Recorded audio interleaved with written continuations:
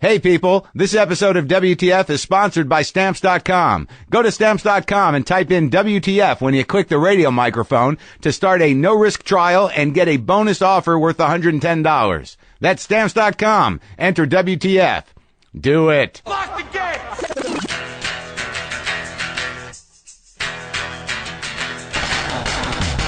Are we doing this? Really? Wait for it. Are we doing this? Wait for it. How? What the fuck? WTF. And it's also, what the fuck? What's wrong with me? It's time for WTF. What the fuck? With Marc Maron. All right, let's do this. How are you, what the fuckers? What the fuck buddies? What the fucking ears? What the fuck nicks? What the fuckitarians? Right. Some people came up to me in San Francisco at my reading there the other night and said that the vegetarians, what the fuck you get it. You get the idea. I am Marc Maron. This is WTF. This is my show. I'm going to turn up my new headset a little bit. I got new headphones for everybody. Anybody who comes to the garage gets to put on some new headphones because I was in Austin, Texas, and I did an event for Paper Magazine, and they were sponsored by Sennheiser. So I said to the guy, the Sennheiser guy, the guy who's in charge of free stuff, the free stuff guy at Sennheiser, I'm like, dude, I do a podcast. Why don't you set me up with some Sennheisers? He sent him out. I guess I guess for exactly what I'm doing right now. Would that be it? I like free shit. I'll take free shit. I'll talk about free shit for a second or two. Sorry about my voice, but it's happened. I finally hit the wall. I finally exhausted myself into some sort of bronchial nightmare where I now have that weird kind of phlegmy, malignant laugh that turns into a cough. Let me see if I can laugh. I can't laugh right now. Pamela Adlon. Why do I say her name wrong? Pamela Adlon. See how it just kept going? Turned into that? When you get that thing where you laugh, but you've got bronchial things going on, some part of you thinks like I'd kind of like to be that guy. Like that's the type of laugh, that cancerous laugh that turns into some sort of horrible hacking is earned. It's earned if it's there forever. Not saying I want it. Pamela Adlon, who you know from both Louis shows, Lucky Louie and the current Louie. And also Bobby Hill from King of the Hill. She's also on Californication. Does Corolla's show a lot. She's a pip, a fireball, a fury of femininity, a female fury. Love her. I'll talk to her in a second. And also, if you haven't seen the new show on Comedy Central, Inside Amy Schumer, I highly recommend you do so. Pronto, folks. You've heard Amy on WTF. She's a great comic, and this new show is great. It's on Tuesday nights on Comedy Central, but there is plenty of other stuff over there at ComedyCentral.com for you to experience and laugh at. Laugh at it. Go check out Inside Amy Schumer right now. I'm a little beat up. And it's weird, as much excitement has been happening to me over the last few months. I see that people are digging the show. I know it's a certain type of person, but there are people coming in, not just you people that know me. But now I'm finally kind of arcing out. You know, I'm coming in for landing. I got a few book events. I'm going to be doing stand-up in Phoenix on June 6th over at Stand Up Live. And I've got some book events coming up. I'm sinusy. Yeah, I'll be reading in D.C., Washington, D.C. at Politics and Prose at 6th and I. That's on June 11th. I'll be at Barnes & Noble in Union Square, New York, June 12th. I'll be at the Bryant Park Summer Reading Series, June 13th. I think the lovely Julie Klausner is moderating that. I will be at the Harvard Bookstore at the Brattle Theater. God, I haven't been to the I saw Spalding Gray do Swimming to Cambodia at the Brattle Theater when I was in college. I'm going to be doing a panel here in New York at the Paley Center on June 18th about Maron, my TV show. Then later in June, I'm going to be at Helium in Buffalo and Zanies in Nashville and the main stage in August in Chicago. You can go to the WTFpod.com to the calendar section for that stuff. But God damn it, I wanted to stay up there in the bestseller list over at the New York Times. I'm not disappointed, but I guess I am a little disappointed because, you kind of want, it's not even a matter of winning. I just wanted people to buy the book, and that would have been a lot of profile. I think we got it up to around 24, those of us who did. You know who you are. And then it just kind of went away. Now it's not on there. It was on the extended list at 24. And I was hoping that, I think about you people as a community, and I think about, there's a lot of you out there. I see the downloads. I don't know when you listen. I just needed maybe 10% of you to buy books, but I get it. It's a chore. Maybe you'll do it when it's a paperback. Maybe you won't do it at all. I'm not busting your balls for it. I appreciate all the people that bought the book, and I'm glad you dig it. But now I'm back home. I'm back in the shit. I'm out looking at rings. Yeah, looking at rings. Yeah, third time. Looking at rings. Looking at houses. But I can't handle it. I don't want to burst anyone's bubble here, but I didn't make a fortune. I'm not on Easy Street.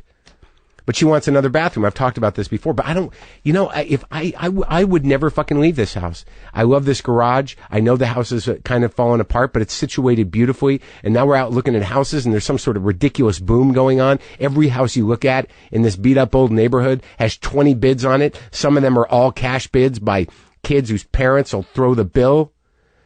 I resent them. I resent anybody who's looking at the house at the same time I am, especially if I like the house, because then you're thinking like, oh, you're who I'm up against, huh? It's me and you, buddy.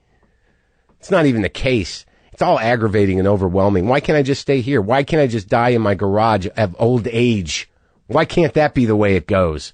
Now I'm back in the shit with the cats. LaFonda, something wrong with her eye. Her eye's changing color. That can't be good. I don't want to Google it because I know that can't be good. So I got to bring her in. It's been going on for like 3 years. I hope it's not one of those things I could have nipped in the bud earlier. But being a bad cat daddy, I just sort of like, well, she's saying her energy's good. I mean, it seems okay. I don't know what it is. Got to bring her in for that. And I'm sure that'll be sort of like, oh yeah, this has gone too far. This cat now has this thing. And it's only a matter of time. Fucking heartbreaking. Monkey's eye is leaking. It's just caked up black crap in one of his eyes. Every day. I don't know if it's an allergic thing or... You just don't understand what a pain in the ass it is to get these cats into a cage. You do not understand what a pain it is to get wild fucking cats into a cage. Got to set it out there a day before and get them acclimated to it, and then one shot at getting them into the cage. But I'm back. I'm at home, and I'm dealing with the stresses of being home. I have to learn how to be at home for a while. I have to learn how to sort of have a life outside of a hotel room.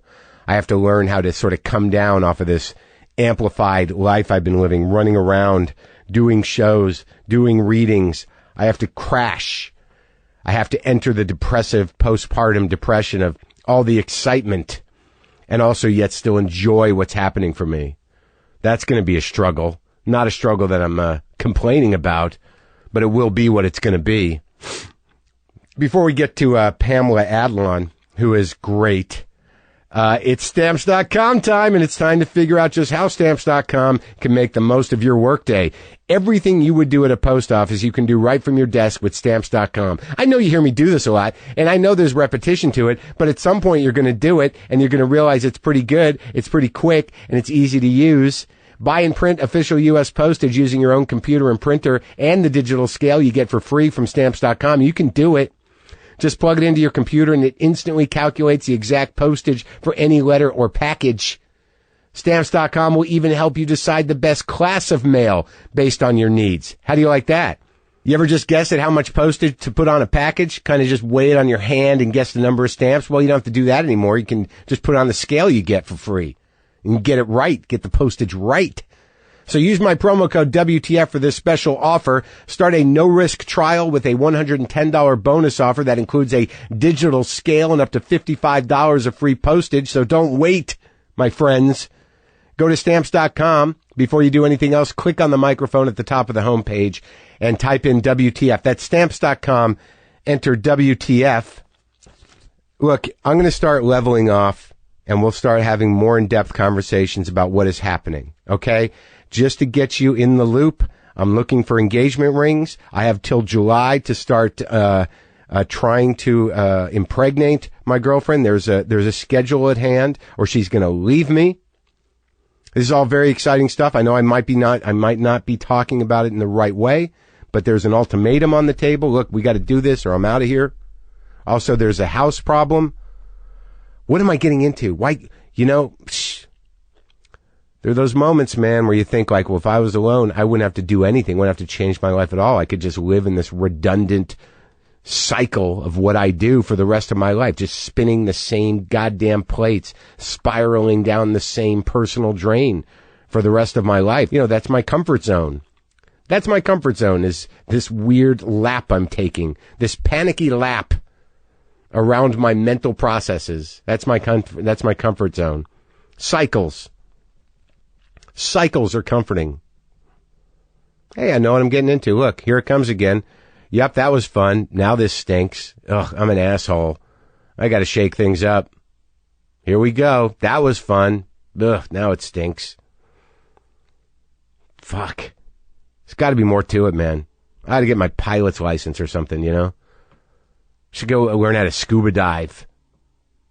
Right? Perhaps I should take a language class. Maybe something like that. Shake it up a little bit. That's not very exciting. Maybe I should drive a NASCAR. Yeah, I could drive NASCAR. Or maybe I should just have a baby. All right, let's talk to Pam Adlon, who I like a great deal. Fucking live wire, man.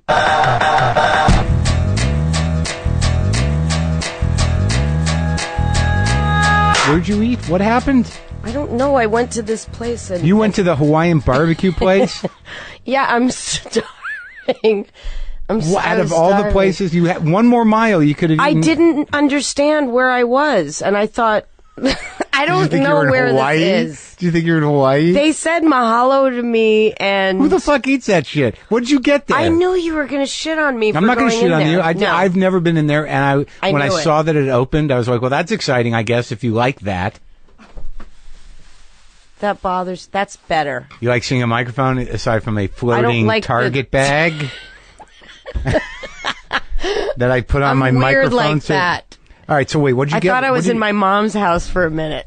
Your mom has microphones hanging around? What does that even mean? Everything is covered with plastic bags. Is that true? Yeah. And she lives in your guest house? She lives next door. No, she lives in a house next door. Yeah. Are your parents married? My dad is dead. Oh, Jesus. He died. End of interview. When did that happen? He's dead. Are you over it? Yes. I didn't mean to bring it up. When did it happen? I'm okay I'm really sad for him because he used to be very afraid to die and now he's dead. Oh, really? When did it happen? Like 18 years ago. So it's been a while. He never met my kids or anything. Really? He never, no. How old was he? 60. What did he do? He was a writer and producer. He was of television? Yes. Big time, yeah. Like what?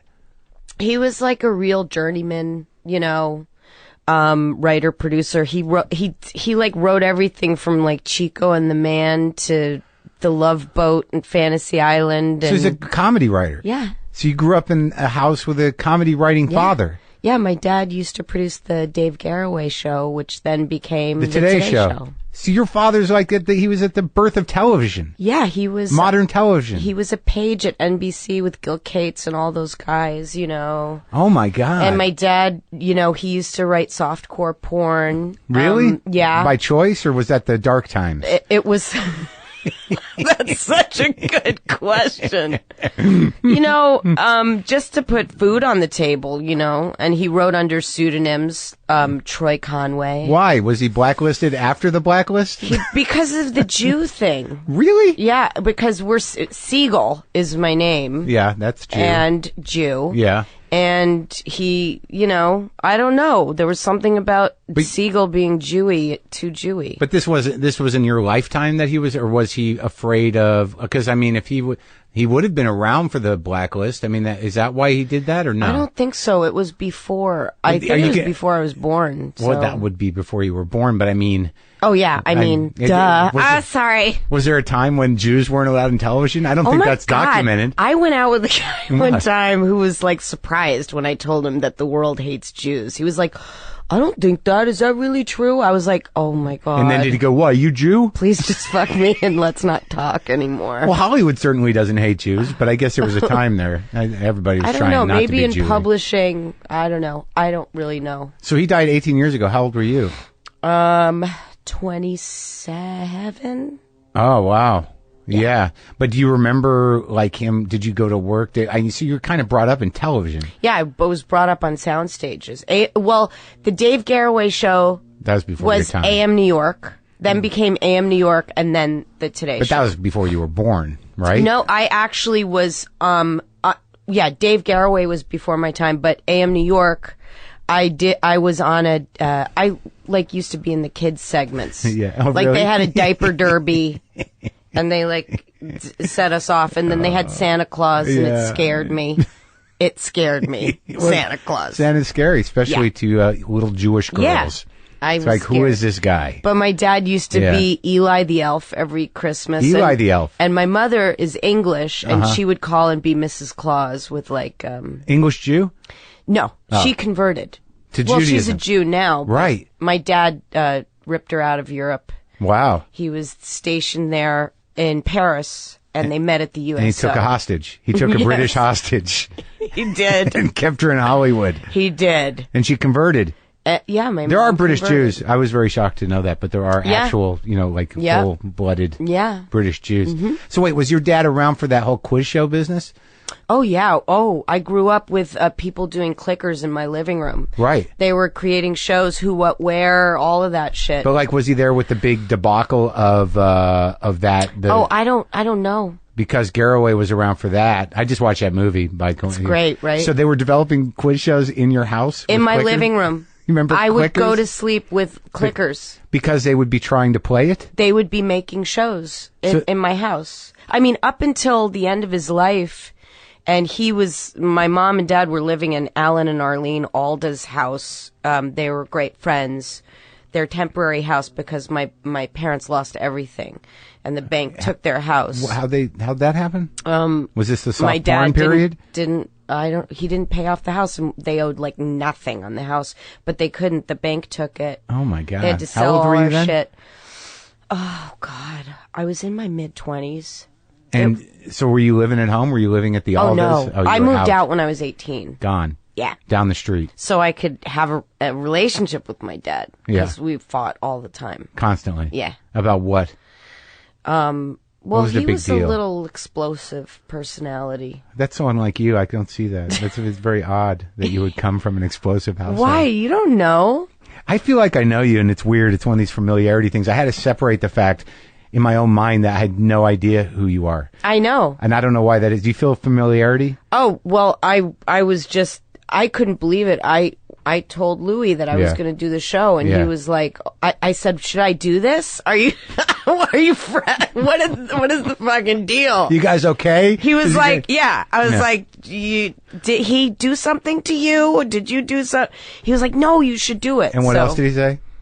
Nothing. He said you guys used to fuck. As long as he put that out into the world. I know that you meant- guys came up together and all of that stuff. So Yeah, we've known each other a long time, and we're good. I was texting him the other day. He didn't mention that you had talked to him, though. So I don't know why that didn't happen. I literally was just texting. We had our sort of, our once every 2 month texting session, Yeah. right? And went back and forth, but you weren't mentioned. Okay. I don't know what that's about. But I mean, I do know you from both of his shows, but there's Yeah. still some other thing. I just feel like when you were coming over, I was like, I feel like I met her or I know her, but I don't know you at all. I know, it's Marc Maron. It is. It's weird. Pam And Adlon. Morgan knew all about you, and I'm like, tell me about the show. I know nothing of your work. Yeah, that feels, that's good to hear that. It's always good to hear somebody say something like that. It's very humbling, voiceover actress. This is fun. Is it fun? I want to have a show like this. You can have a show would like be this. Good, man. Wait, tell There's me a what lot of fucking tchotchkes in here. Jesus I'm Christ. the Chotsky, oh king. my God. A lot of stuff, man. My whole life's in here. But let's go back. Okay. Can we? Mm-hmm. To your childhood in television. So you got out of the house so you could have a relationship with your dad because you guys fought. And constantly. then my dad and I started writing together. Well, that's better than dating. I wasn't allowed to date in my house. I was barely allowed to bring friends over. My dad was a little bit mashugana when it came to that kind of stuff. Like, but how? Like, he was super strict. He was really strict. How can someone in show business who writes softcore porn and loses a house be strict? I don't know. He was just like... Was it just because, like, why are these people around here? Why are these people in my world? Yeah. Like, I have things here. I mean, for me, I have 3 daughters. And so, like, God. I know, I'm a single mom of 3 girls. Newly single, right? No. I mean, we broke up 4 years ago almost. It's still pretty fresh. Maybe, but when you have girls, it's like, it's been 100 years. Why? What does that mean? I don't know. Because they grow so fast and they're little people. And my oldest is going to be 16. 16? You have a 16-year-old daughter? At That must the end be of this just month. chaos. It's a fucking nightmare. Why? Get out of the house. Yell at her. She'll go at 18. It's so... so you can have a relationship. Here's hoping. Just kidding, baby. Love you. Love you. Yeah, we're all getting our periods, aren't we? Isn't this fun? Is everything all matched up? Mommy's got a whisker and her period. Do you all have them at the same time? How old are the other ones? No. The other 2, no. The other 2 are 12 and 10. It's coming, though. Yeah, it's really fucking gnarly in my house. It's not for the faint of heart. How many bedrooms you got? We all have our own bedroom. Well, that's good. Yeah. Huh? Yeah. Jesus. Yeah. So when did you start doing the television stuff? I mean, was it something like when you were younger and your father was in this miserable business? And, wait, tell me about hanging out with the Aldas, though. That sounds fun. So well, my dad and Alan were really good buddies, and so... he's a nice guy, right? He's so sweet. And his wife, like, I love them so much. And they said to my parents when the bank took their house, you can live here. It was like their house they stayed in while they were building their other house. And so they said, stay here until you get back on your feet. A year and a half later, my dad dropped dead in that house. Of a heart attack? It was a myocardial infarction.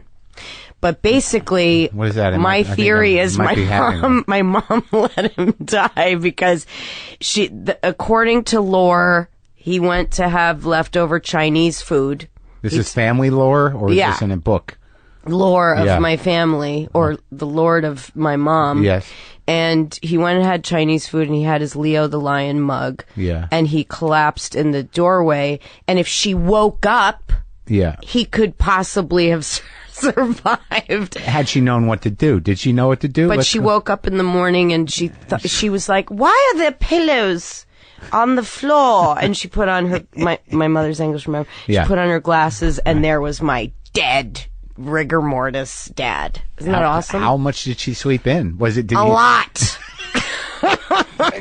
Like, did she wake up at 7 and just go back to sleep? I don't know. But he got up in the night to eat. Yes, Jew from Boston. Jew from Boston? Was a Jew from Boston. Wait, you didn't go to BU? I did go to BU. Somebody told me. How'd you know that? Because somebody I work out with told me that. So you've been doing some research on me. I said I was doing your podcast, and she told me today, and she's Morgan's friend, too. And my dad's a BU alum, too. I was on the cover of the Boston University Alumni Magazine. Bostonia. Yeah, this month. Good for you. I spent my entire life trying to avoid those fuckers, the Alumni Association. And then I won. That's a big deal to me. I think that's like, cool. to me, that the heading should just be, fuck you, you didn't think I'd do anything, did you? That's great. School of Communications? No, liberal arts. Where'd you go? I went to Sarah Lawrence for a second. That makes I was sense. already working. Why? I don't know. Yeah, but you're thinking of a different kind of Sarah Lawrence, like the Dykes and the thing. No, it wasn't the Dyke No, part. I was thinking about the sort of aggressive, independent, bordering on hippie, arty Sarah Lawrence. Yes, check. Yeah, so check. I didn't make the association with the lesbian Sarah Lawrence. I didn't go to the lesbian. Well, I could have. Was that actually an option? Did No, they have a lesbian? It used to be Sarah? all female, and the whole thing that they're all eating each other out in between playwriting class. Was that true? Did you find that, or was that a different school? Was that the lesbian? Was there an actual lesbian school? Did you eat looking anybody for one. out No, during playwriting class? God, I wish I did. I wish I did. Would have changed everything. I was working, and so I went to Sarah Lawrence for literally a second, and I love it. And my oldest daughter, like, has this thing in her head that she wants to go there. Yeah. But it's like the most expensive school in the country, I think, now. No, they're all expensive. Yeah. So what are you going to do? Send her to state school or community college? What do you? I don't know. What is college? She's going to college. Is the ex-husband at least in dealing with the kids and everything? He lives in Vienna, Austria, so it's kind of drop-offs are a little bit difficult. So he's not with the kids. Aren't with him right now. While you're here, yeah. He's an Austrian. He's German. He's actually moving closer, which is great. He's moving to Essen, Germany. You married? Well, thank God. All right. Now I hope you have. I was like, what a relief. Vehicle. So is he a Jew? He converted. He did not. I swear to you fucking God. You converted a German? No. When we were out of guilt, he converted. What? So awful to talk about this shit. He said to me, he wanted to get married when I got pregnant 3 months after we met, and he wanted to get married. Good and for you being careful. I know, raising 3 daughters. Don't fuck people and don't do drugs. How do you handle that shit? Meanwhile, man? Mom, how did I come into the world? Yeah. Oh no, it's so hard. So anyway, when I said I would marry him, he said, do you want me to convert? And I said, to what? So basically, that's the story. Moving on. And he did, though.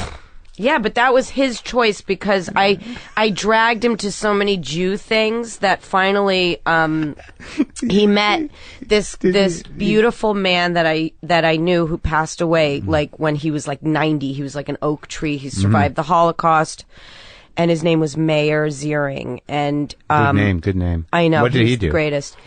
He was a jeweler, and he had a conversation with my ex-husband, and we were at Passover or something like that. Yeah. And he said, where did you grow up in Germany? And he was telling him, and he said, oh, I used to live there. And through the course of the conversation, my ex-husband realized he was in a concentration camp near where he grew up. So it kind of, hit him really hard, and he had that self-hating German thing. So his conversion was purely on his own. I would never, I'm not even I'm like yeah, no, I get it. That's wild. Yeah. So that was like this cathartic moment for him. Yeah. It was his way of making an amends to the 10 million or 6 or none, depending on where you're coming from. Yeah. or my one. Exactly. So wait, now, when did you study acting, or what happened? You were at Sarah Lawrence. What were you doing there? Were you like dyeing your hair? What were you? No, I was already working as an actor. I started when I was 9. And for real? Yeah. In what? I did voiceovers, like as a 9-year-old. Yeah, and then I really started working when I was 12 in commercials and stuff like that, and then in television, and then movies. Like my first movie was Grease 2. And my first pilot I ever did was Little Darlings, and I of course was Angel, the Christy McNichol part. Yeah. And so I was already working. I was doing a musical here, and they got extended, and I had to defer my admittance to Sarah Lawrence, and then I went and I just stayed for a semester because I was so into what I was doing, and I just wanted to work, but I loved school. It was great, but I was literally flying back and forth every weekend. I was taking the red eye after the show. That's crazy. Yeah. That's fucking nuts. In my psychology class Monday mornings at 9:00. And I would throw lemons at the people from LA and other substances. What does that mean? Well, I would be in LA on Sunday. I'd grab lemons off the tree and throw them at the girls in Bronxville on Monday morning. from LA to remind them where they come from? Yeah. Well, that's sweet. So, okay. Now, did your dad get you into this racket? No, I just was very attracted to it, and I wanted to be a part of it. And, I mean, my dad did, like, this crazy show, like, the Archie, like, he did all these specials, and he did this one show, like, based on the Archie comics, and it was a musical, and it was with Audrey and Judy Landers and all these random people, and James Comack produced it. I don't know who that is. He was Welcome Back, Kotter. Oh, okay. And, that old school kind of guy. Yeah. And I would walk around with a script folder and a scarf around my neck and be like, want to be a producer like my dad. When you were what? How old? 10, 12, 9? I was like, I don't know, somewhere in there. Yeah. Like really Before little. you were 10. Yeah. Just being adorable. And I was adorable. Precocious. Yeah. And I did the warm-up. For the I don't audience? even think I ever told Louis that one. Yeah, I would do the warm-up. James Comack would pull me out and he would say, tell some jokes, and I would tell jokes for everybody. With this cute Isn't that little funny? kid, you're doing the little things for the audience? Isn't that funny with my little scarf? Like, that's hilarious. I know. And that was before the days where they had like some weird audience prompter. Yeah. Like it was like the audience actually had some integrity. I think they had a guy but Jimmy Comack would bring me out and say, "Come here, Pam. Pam, come here." And what would you do? Just stand there and do cute I would things? be like, how does a Polak put on underarm deodorant? Like this. Yeah. Oh, boom. I know. They just thought it was so adorable, the little racist girl. I know. It worked out so well. Oh, so that was your big Jesus. break. So even Louis doesn't know you did stand-up. No. Isn't that funny? Yeah. So now everybody asks me, and I'm like, I never. Yeah. But I did. I actually am. As a 9-year-old, back when it mattered. So, Yes. so are we? Is it safe to say then? Why am I framing it like that? So you didn't finish college, No, I went for a semester. and that was it. Enough. And then you were a professional show business person. You need a Oh, Swiffer. there's a lot of dust in here. You need a Swiffer. That is crazy. I'm embarrassed. I'm embarrassed about this. So you've got this kid who's 16. Mm-hmm. This girl. Mm-hmm. Now how do you? I don't have any kids. I don't know why. It's not out of the realm of possibility. Yeah. It's very pressing in the immediate situation for me. Oh, really? Yes, I have the opportunity now. Oh, you have somebody who wants you to put one in them. And that's exactly how she puts it. Are you serious? Yeah. When are you going to put a baby in me? Oh. Isn't that sexy? Yeah. So Just fuck one right into her. no, I know. I've managed to avoid that somehow, and I am not. I'm not pro condom in most situations. I don't recommend it, but Why'd you have so many then? I don't know. Yeah. I mean, it's just it's hard work. It's so adorable at the beginning, and now I'm in the trenches. It's just like I'm a rooming house. Yeah. I'm a chair at the end of my teenager's bed that she throws her clothes on at the end of the night. You know what I mean? That's the best way I can describe it. It's Are you getting along? We all get along, and we have good times and good days, but it gets gnarly. It gets gnarly. How do you talk about because you've been through some shit clearly? Yeah. How do you talk to a 16-year-old in a rational way And not say "fuck you" every shut second. The fuck up. Shut the you fucker. Do you say that? You do though. Right? No. Like sex. What do you say to her about sex? Oh Jesus! I mean, I had her with this woman since she was 9. You subcontracted the job. A group of girls. That's awesome. Yeah, like I can pay somebody to deal with this. It's Could so someone funny. Please deal with this shit. No, I mean, I do what I can, but you know what? There's this woman, Gina Cloud, and she did these workshops called The Sacred Facts of Life, and the moms would drop the girls off. We'd leave for 3 hours. They'd write secret questions. They'd all talk about things.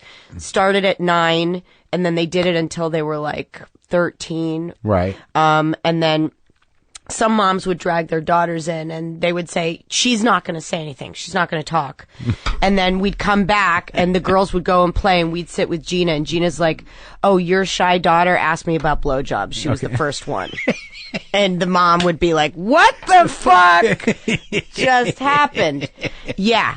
Michaela, her friend gives them all the time at bar mitzvahs or whatever. Oh my God. So. God, things have changed. Oh no. I mean, but this generation it's really weird because the 10 years, like if you're talking about like 25-year-olds in Los Angeles, they're very like health conscious and they wouldn't smoke a cigarette to save their lives. They wouldn't do drugs or whatever. But my these kids right now who are growing up with this crack, iPhone. Yeah, it's a nightmare because they're basically, they have access to everything. Yeah, you can't stop it. Everything. Yeah. So these kids, there's so much drugs, there's porn. so much sex, Yeah. They're watching porn.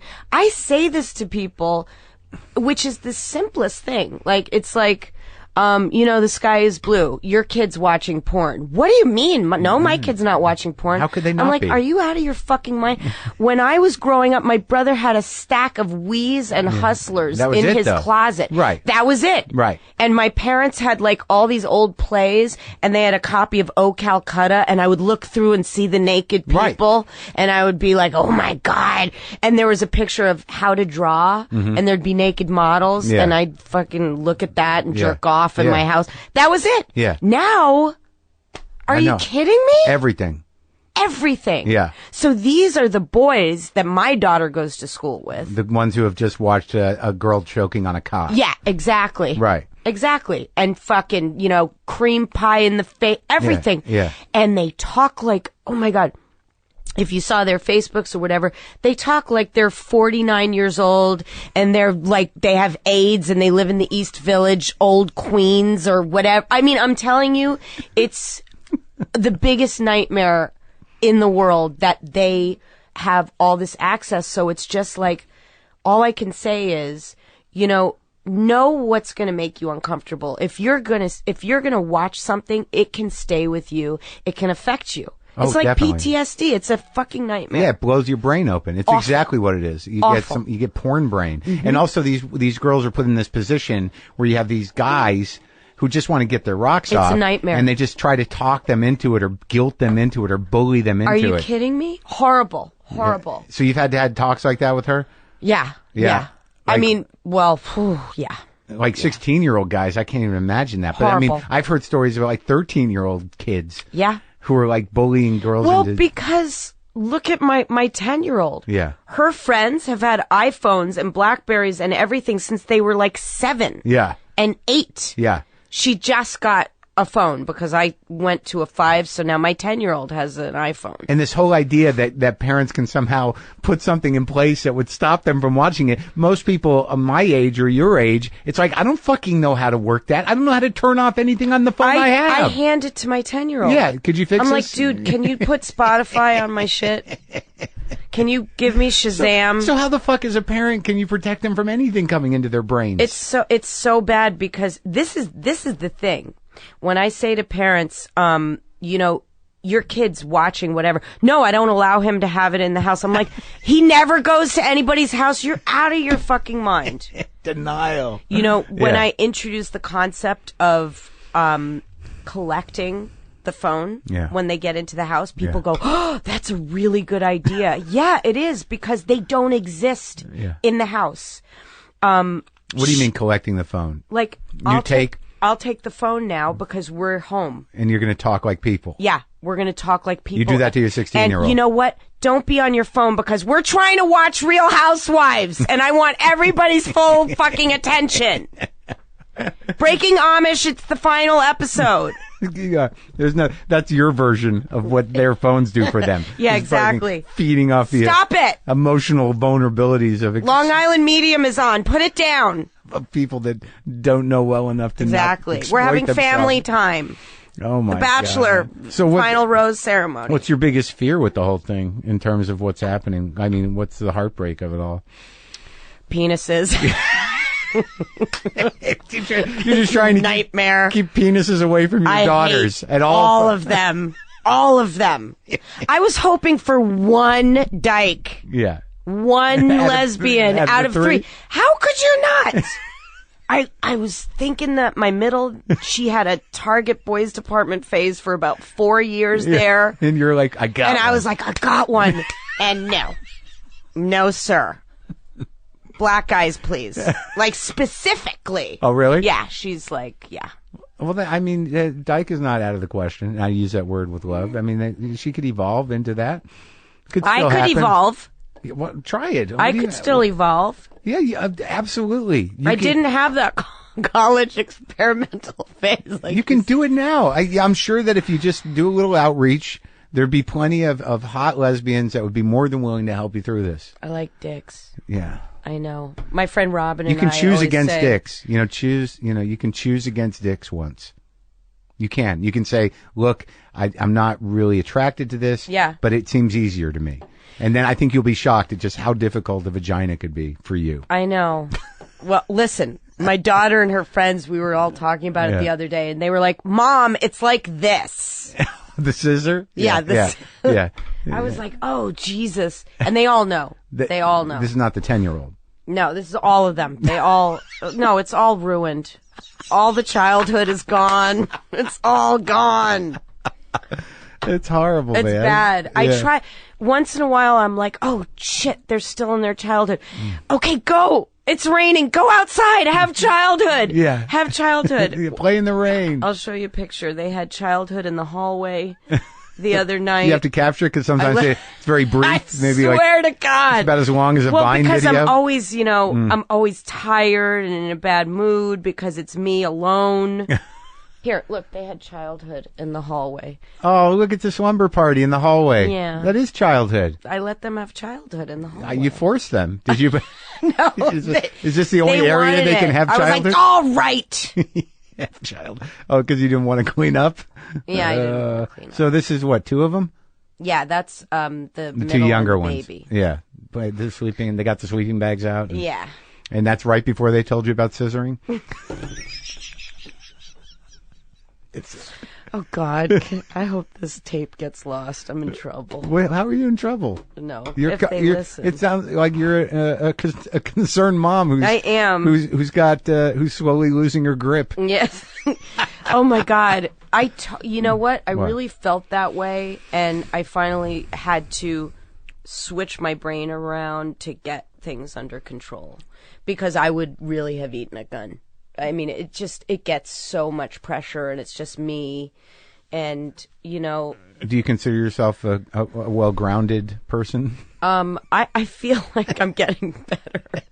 Yeah, but, I'm open to suggestions all the time. Yeah. I'm not above, the fact that I make mistakes. And, like, my youngest, she had a sleepover last night, and her friend... I said, last night got a little kooky. Yeah. And I said, we all, sometimes we don't get along, sometimes we get along because my 12-year-old was this and whatever. And her friend is like, her dad passed away and she's got a single mom. She's like a pig in shit. She's like, I love it here. And I was like, awesome.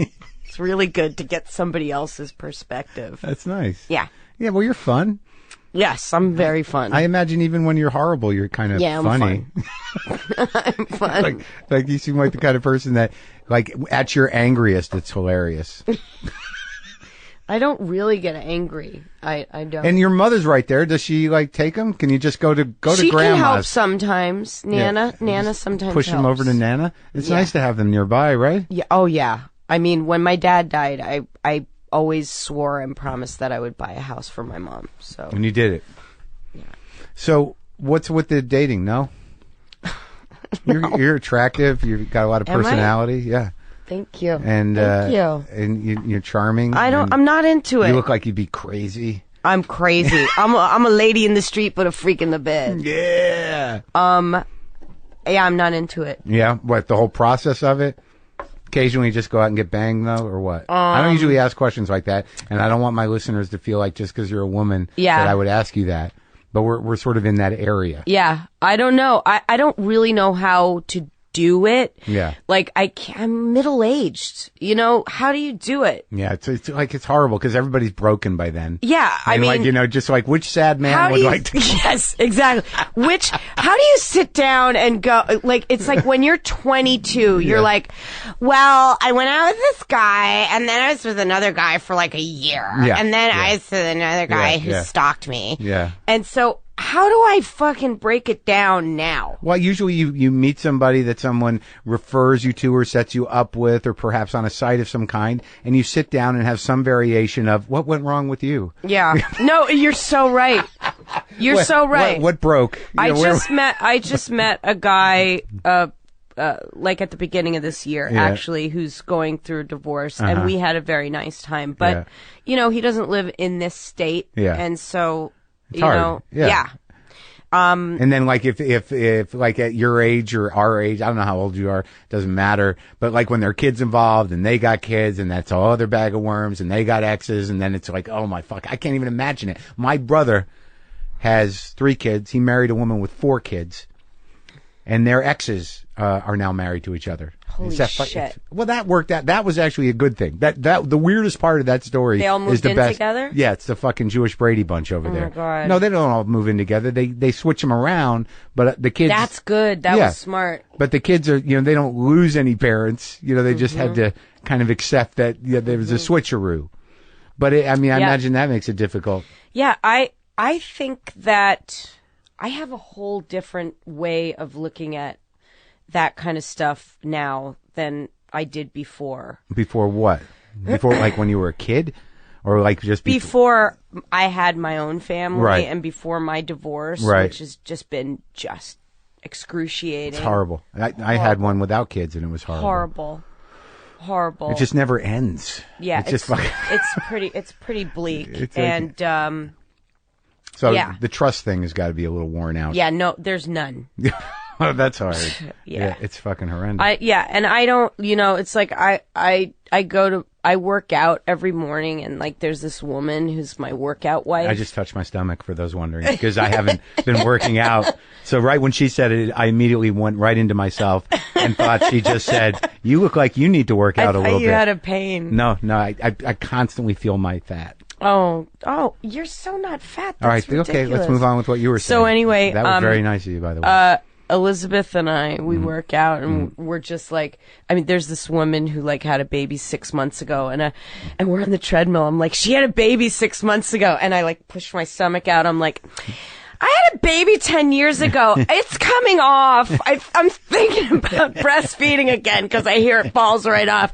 I mean, but everybody in our class, like all the women who are like middle-aged, like I'm in my mid-40s. Yeah.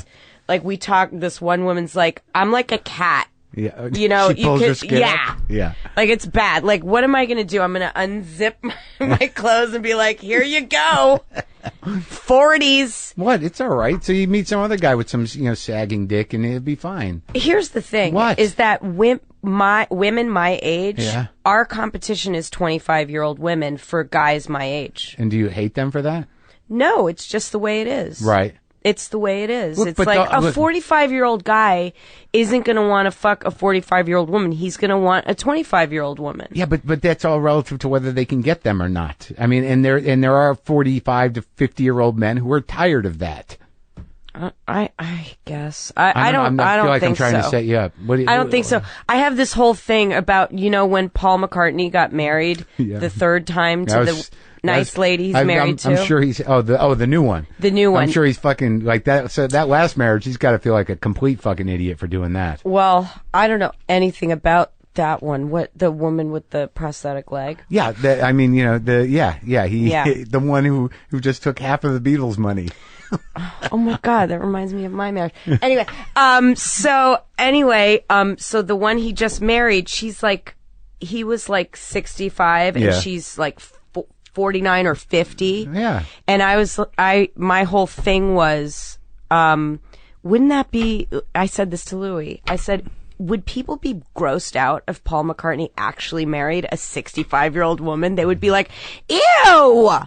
He married a woman his own age. Horrendous. Like in a floral dress and orthopedic shoes. Like I had this whole vision. Not dyed hair. Like just full on gray. It's like you need a younger person, even if it's a woman. You know, maybe I need a younger guy because it keeps you young. You know? Why don't you try that? I don't want anything. It's you and fine. Louis talk a lot? Mm-hmm. That's sweet. Mm-hmm. Yeah, he doesn't talk to a lot of people. I'm glad he's talking to somebody. He does. He talks to Vernon. Yeah.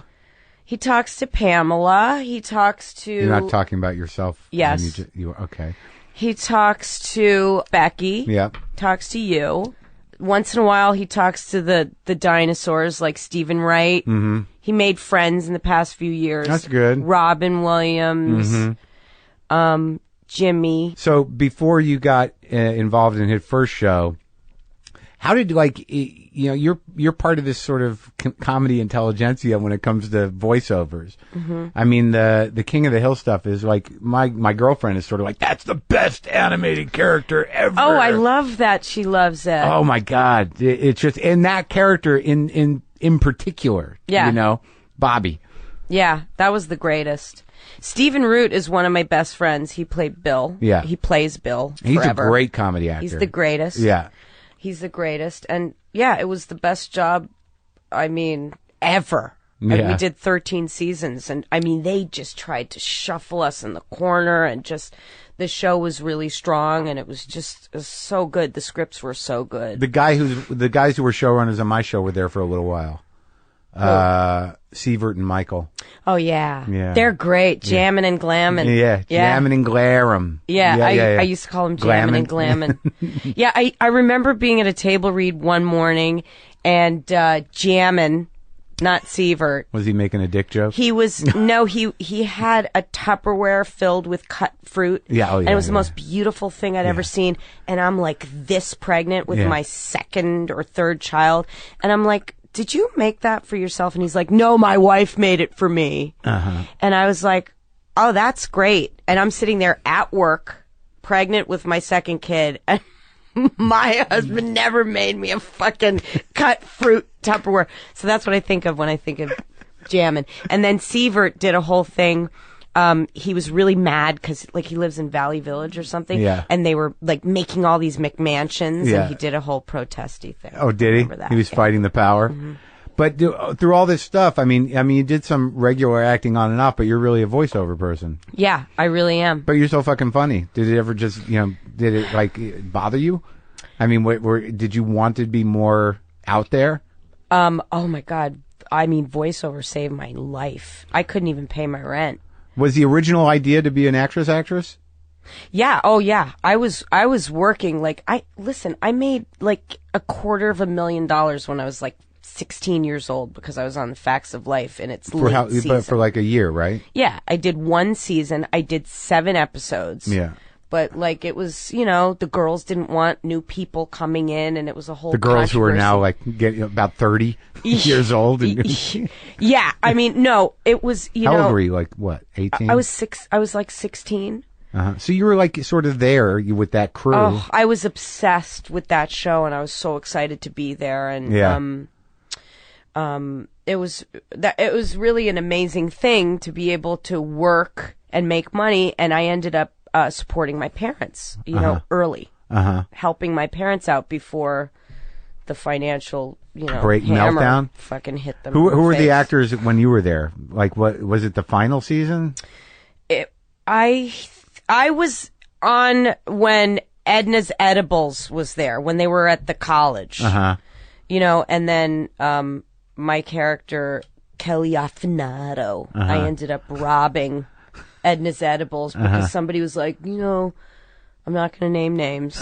We can't have, her be sympathetic. So they made me into a shitty person and I robbed Edna's Edibles and I was really rich and, I was supposed to be like the new tomboy, whatever. Yeah. So it was, I was excited to go and it turned out to be kind of a bummer, but the money was helpful. And then what happened? Did you do movies? I just went back and forth, I did everything. I was on Star Trek Next Generation. I played him in Talkin'. I was a Bronze Age Vulcan and, You know, I mean, there were, like, I was on television a lot, and then I took a job in a flower store, and, like, people would walk in and go, hi. And I'd be like, can I help you? Don't bring it up. Yes, it's cold in here. The floor is wet, it's concrete, and I'm not on television currently, so I need a job. That's the weird thing about actors is, like, you could be really super, like, famous and in somebody's eyeball, and then the jobs dry up. You always wonder about that. I mean, you always wonder about, like, what the fuck is that guy doing? Yeah, it's like... It's horrible. do you know Carol Ann Soucy? She's this great character actress, and she was in, like, a Michael J. Fox movie and this and that, and she talks like this. Yeah. You know, she stopped being able to work, and it was like, you know, she started, you know, cooking and doing things, but she'd go into a restaurant or a store and people would be like, oh, I love you. Yeah. So you don't stop being known. Right. When the checks stop coming. It's a really fucked up thing. Well, it's a heartbreak of show business. Yeah. And I don't think it's particularly easy on women either. Oh, no. It's horrendous. You guys just get better and, like, more distinguished, and our faces melt. But it's not easy for anybody, but it seems like, you know, Hollywood churns through women. You have to pee? I really have to pee, but it's fine. I'm gonna hold it in. I can hit pause.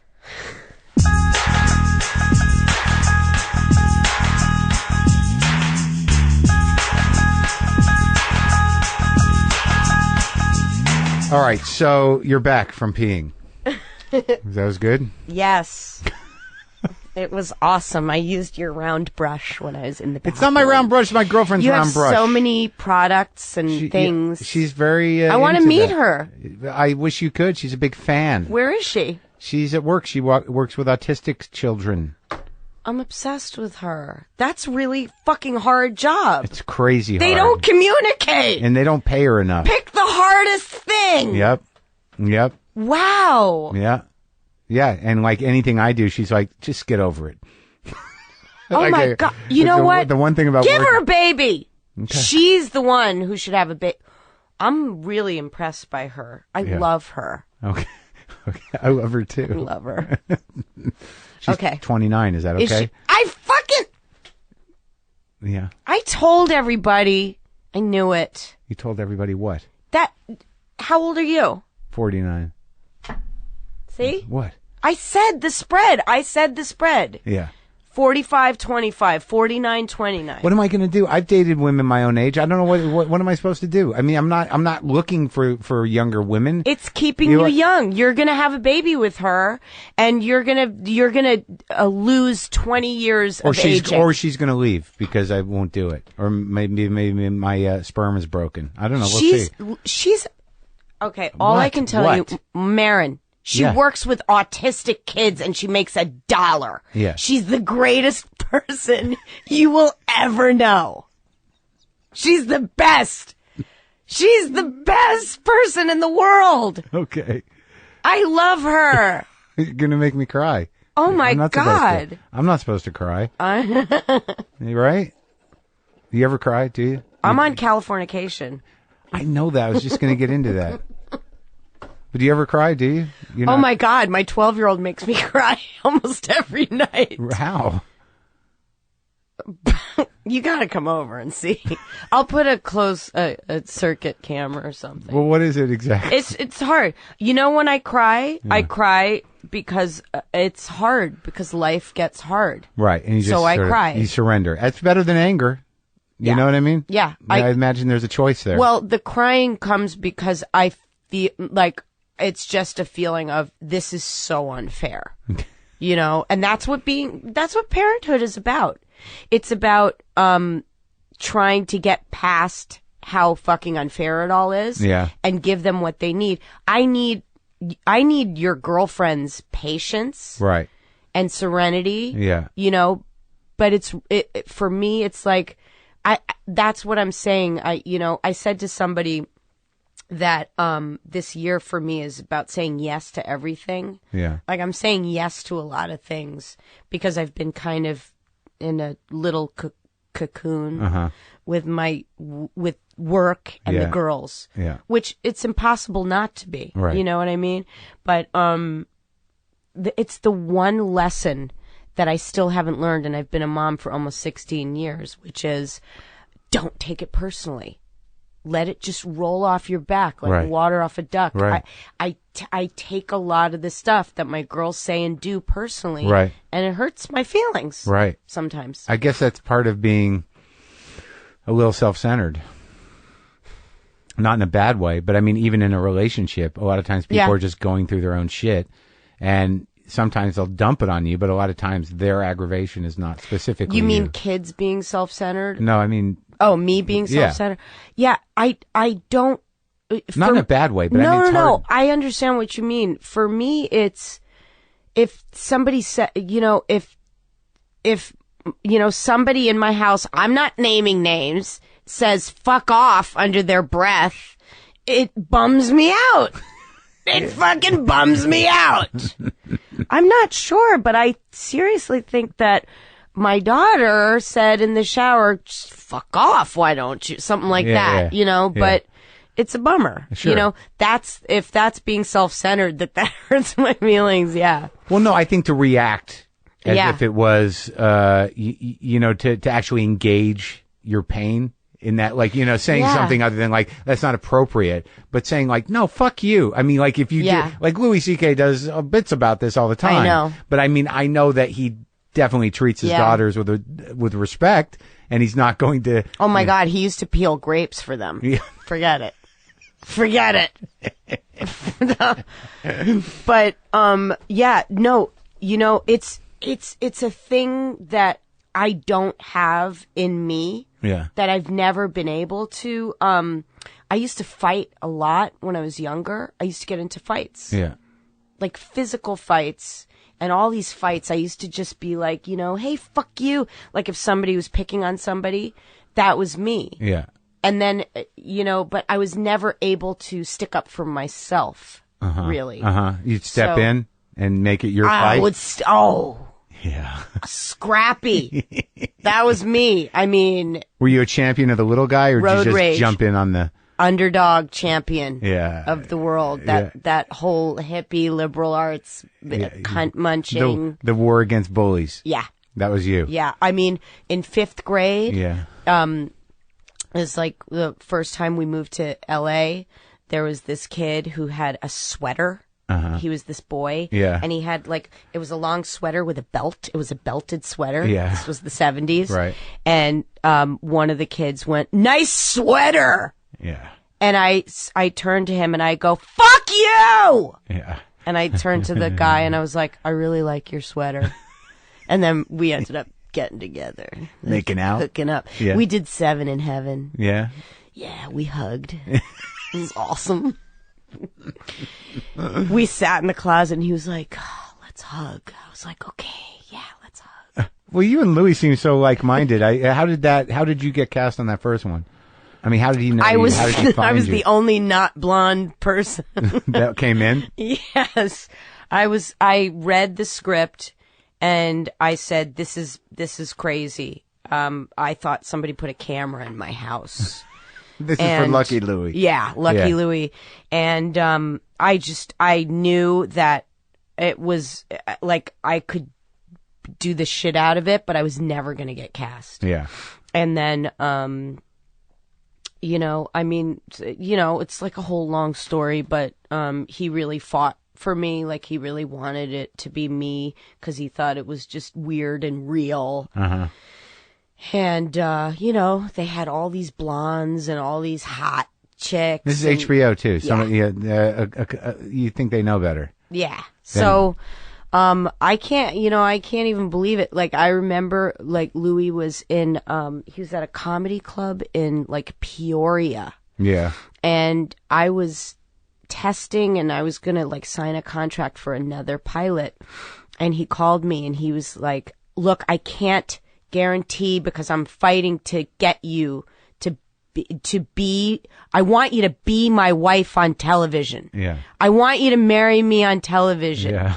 And I was like, "Well, okay," but nobody was offering me the part. Like they wanted me to let the other show go on the chance that HBO would say yes to me. Yeah. And so He said, I want you to marry me on television from a payphone in Peoria, in a comedy club in Peoria. And I hung up the phone and I walked into the living room, and my husband and my ex-husband and my ex-father and mother-in-law were in the living room. I'm dead to all of them now. Yeah. And I said, I think I just got proposed to. Somebody just asked me to marry them. Yeah. So, anyway. And he made it happen. Yeah, he really did. He really did. And there were people who were like, come on, you'll find somebody else. And he was like, no, God damn it. This is the vision. This is my vision. This is what I see. And, and we shot it at, the original, place where they shot the Lucy. Desilu, the original Desilu. Yeah. We would always call ourselves like that, collaboration Pammy Lou, because we were at Desilu. Like we'd have lunch in the place where we were imagining like Ricky Ricardo was getting blown by one of the samba girls behind the bandstand, and Lucy was like Ricky. Pissed. Yeah. They were fucking broken up but still working together, right. And so but yeah. Well, that was the time he was trying to capture with the tone of that show. Yeah, it's true. And he showed me the pilot, like before they shot the rest of it, and he explained the conceit to me, and I got it. That this was basically the honeymooners now. Yeah. If they had a little more freedom. The director, we did a camera test, and on the camera test day, he literally had every kind of technology available to him. Yeah. And the director said, please do not choose to shoot this on videotape. I beg you. Yeah. Don't leave my balls hanging out in the wind, whatever. And Louis was like, that's what I want. Yeah, I mean, he had this whole big talk with Norman Lear before we did it. And he wanted that feeling of like growing up and watching those shows. Right. And Norman Lear told him, he said, I had a choice. Yeah. I could have shot on film. Yeah. But he wanted to shoot it on videotape. And I guess, it was hard to get that across. I think it was harder than he thought it would be. Yeah, it's weird because a lot of people would say, oh, they put in a fake laugh track and it looked so weird and like the proscenium of the set, whatever. And it was like, of course we had no laugh track. They had to turn the laughter down. Right. When they aired I think the shows. what happened was in the modern mind's eye, it might have, they didn't intellectually get what was happening, and they decided, well, it just looks like it looks cheap. Why didn't they make it? Like they weren't smart enough. Right. Yeah. To understand what was trying to be done. Yeah. Yeah, it's a shame. Yeah, but the new show. But if that had worked, I mean, I don't know, we would have gotten the new one, which is pretty amazing. Yeah. So, Californication is a show that I don't watch. I'm just being honest with you. I think we've built that relationship. Yeah, no, I mean, we're real. I like the posters for it. Thank you. I enjoy the cast. Thank you. But I just have not gotten into it. I don't have all the time in the world. I know. To do, I mean, I know that you're in it. I have a lot of reality shows to get through every night. So right. So, what series do you watch? I mean, let's be honest. You don't watch all the ones I told Breaking you. Long Bad, Island Medium. Breaking Bad, you watch, right? I've never seen Breaking Bad. See, that's crazy to me. Not one episode. That's what do you have you watched Enlightened? I don't know. Because I can't watch Breaking Bad, you know what I mean? You got to start at the beginning, yeah. But did you watch Enlightened, Michael Wright show? I don't think it's for you. Is that your favorite show? No, but I like it. But I don't think you'd like it. I love Laura Dern. Yeah, she's a friend, amazing. But I haven't seen it. All right, so you haven't seen Laura Dern's show. Who's a friend? So I'm not going to feel bad as an interviewer that I've not watched Californication. Yeah. Sell it to me. It's so good. Oh, our show. I love our show. People have such a thing in their head about it. They totally, they're like, I don't watch that. It's all sex and fucking. Why wouldn't they watch that? And I'm like, yeah, why wouldn't you? Yeah. But, it's, in the first place, I think Tom Kapanos is such an amazing writer. And I'm not saying this just to promote. I don't need to talk about it if I didn't believe in it, but. Yeah. I think he never gets props. He's never been nominated for anything. Yeah. He writes all the shows himself. They're fucking great. The dialogue's amazing, and just the scenarios. Like, you read a script and it's like a movie. It's like a film. He's really prolific, brilliant, darkly funny guy. and he just gets no props for the show. I think because it's so sexualized and it's silly sex. But shamelessly. Yeah. It's weird. Everybody, subverts that. Yeah. And then when it shows up, they're like, ooh, this is great. Yeah. It's racy. Like fucking on a sink and it breaks and, I'm, fucking a giant man in a rape fantasy and this is something you do? Yeah. All this shit is what I do, blowing people left and right. Yeah. And, and it's just like, oh God, I just said all the things and now my daughter's friends. How do you know they're going to listen to this? Jesus, I don't know. You don't think I don't know what to say anymore. Wait, you're worried about talking about the show when you know they're watching porn on their phones? Listen, believe me, when I'm driving carpool last year, I'm white knuckling because there's 3 teenage boys in my car with my gorgeous daughter sitting next to me. I'm like, what episode was on last night? Oh, fuck. What, do you get naked? It's awful. It's awful. It's like ass. It's just eating out, sucking dicks. Really? Sucking dicks. Yeah. And you're sitting. I don't know. But that's not what I would like to talk about Californication in the way that I love the writing. I think you just sold it to a lot of my listeners. Anyway, it's an awesome show and I fucking love it. And this season's really good. What does your character do? I'm a waxer. I wax people. You wax pussies? Yeah, and balls and chests and everything. There's a video online called Marcy's Waxing Salon, and it's where I go to get waxed, and it's me waxing all these people. So you know how to do it? Yeah. Yeah? Yeah. I don't do it. Oh, I'm glad. Thank you. I don't think you should do it. It makes me feel like a stranger to my own dick. Even if I shave a little bit. I just think that's terrible. Yeah, no. I don't. You're against the male waxing. Yeah, I don't think it should happen unless. Yeah. You got a lot going on. At least clip it or something. Sure, trim it a little bit. If you're going to fuck somebody. But if you're with somebody for 20 years and it doesn't matter and your tits are hanging to your knees and they're hairy, it doesn't matter. Yeah. Unless you want to spice it up. It might be kind of scary. That's always it's a little jarring when you're used to the unwaxed and they're like, hey, look. And I'm like, oh, my God. What? I was with a guy one time. We had crazy good sex, and this was in my 20s. Yeah. He was a hairy little fucker. Yeah. And he would sweat. And when we would be done, I would get up and I'd be covered like I'd have a suit of hair because it would all attach to me. So that's the kind of guy I might need. And I used to spit out the window anyway. Okay, so... What's the spitting out the window? I don't know. I can't. You can't? So talk about another thing. I keep thinking about my daughters, so. Okay. Are you happy? I'm happier than I've been in a long time. Yeah, I feel, it's like the thing that I told you. I started kind of, saying yes and accepting and just being like, trying not to be bitter about my divorce and all of that stuff and, how it's hard with the girls. I want to be happy. I want them to be happy.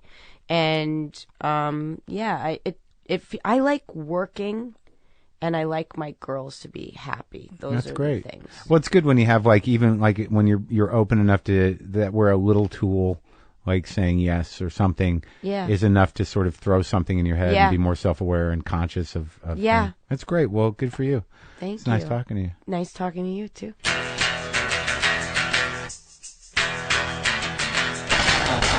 That's it. That's our show. What a fuck, she's a piece of work, man. That is the definition of pip, isn't it? Love her.